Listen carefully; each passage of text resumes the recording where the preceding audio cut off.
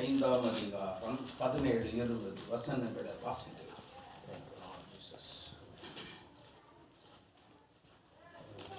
Bible எல்லாம் தினம் படிக்கணும், படிக்காட்டி இப்படித்தான் கிணறுவோம்.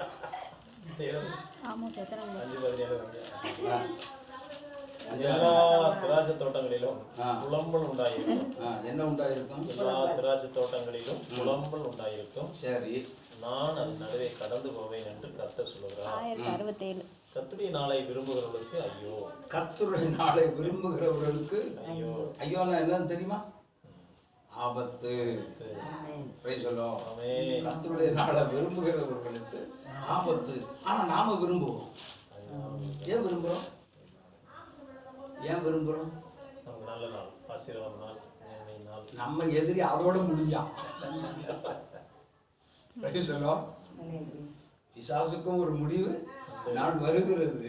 அவன் தான் நமக்கு எதிரி. யோசனை பண்ணி பாருங்க, அவன் தான் நமக்கு எதிரி. அவனைத்தான் இயேசு அழிக்க குறி வச்சுக்கிட்டே தானே இருக்கிறாரு. அதுக்கு தானே நம்மளை தெரிந்து கொண்டாரு இல்லையா? அப்போ நம்ம பிசாசை அழிக்கிறதுல கண்ணும் கருத்துமா கவனமா எச்சரிக்கையா இருக்கணும். அதனால தான் ஆண்டவரே சொன்னாரு, நீ வாட்சன் விழித்திருந்து ஜெபம் பண்ணு அப்படின்னு தான் சொன்னார். அல்லேலூயா. தேவனுடைய பிள்ளைகளே, அப்படின்னா வாசிங்க. அப்போ ஆமோஸ் 5:17 வாசிங்க மறுபடியும். எல்லா திராட்சை தோட்டங்களிலும் புலம்பல் உண்டாயிருக்கும். நான் உன் நடுவே கடந்து போவேன் என்று கர்த்தர் சொல்கிறார். கர்த்தருடைய நாளை விரும்புகிறவர்களுக்கு ஐயோ. கர்த்தருடைய நாளை விரும்புகிறவர்களுக்கு ஐயோ. அதனால் உங்களுக்கு என்ன உண்டு? கர்த்தருடைய நாள் வெளிச்சமாயிராமல் அந்தகாரமாய் இருக்கும். பார்த்தீங்களா? ஏன் இயேசு சொன்னாரு, நான் தான் உலகத்துக்கு வெளிச்சம்னு சொன்னாரு. ஆனா அவரே என்ன செஞ்சிடறாரு? வெளிச்சத்தை மறைச்சுக்கிறார். ஏன்?